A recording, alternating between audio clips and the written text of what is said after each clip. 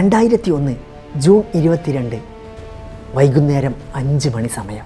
മലബാർ തീരത്ത് കനത്ത മഴ പെയ്തുകൊണ്ടിരിക്കുന്നു. മംഗലാപുരം ചെന്നൈ മെയിൽ കടലുണ്ടി പാലത്തിലേക്ക് പ്രവേശിക്കുന്നു. അതൊരു കറുത്ത വെള്ളിയാഴ്ചയായിരുന്നു. കനത്ത മഴയത്ത് പാളം തെറ്റാൻ കാത്തുനിന്ന മരണത്തിലേക്ക് ആ ട്രെയിൻ വേഗത്തിൽ കുതിച്ചു പാഞ്ഞു. 100-ലധികം വർഷം പഴക്കമുള്ള കടലുണ്ടി പാലത്തിൻ്റെ 10ാം നമ്പർ തൂൺ ഭാരമേറിയ ട്രെയിൻ കയറിയപ്പോൾ നിലംപൊത്തുന്നു. ട്രെയിനിൻ്റെ 3 ബോഗികൾ നേരെ പുഴയിലേക്ക് മറിയുന്നു. 1 നൂറ്റാണ്ട് കണ്ട പാലം പിളരുന്നു.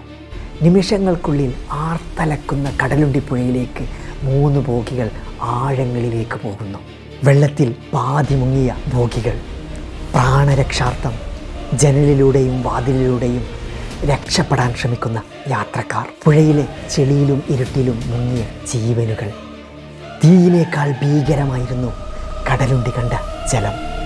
നിമിഷങ്ങൾ കൊണ്ട് പുഴ യാത്രക്കാരെ വിഴുങ്ങി. അന്ന് 50 ജീവനുകൾ പുഴയെടുത്തു. ഇതേ സമയം മഴയെയും വെള്ളത്തെയും വകവെക്കാതെ, സ്വന്തം ജീവന് പോലും നോക്കാതെ പുഴയിലേക്കുടെ ആഴങ്ങളിലേക്ക് എടുത്ത് ചാടുന്ന ആ നാട്ടിലെ സാധാരണക്കാരായ മനുഷ്യർ.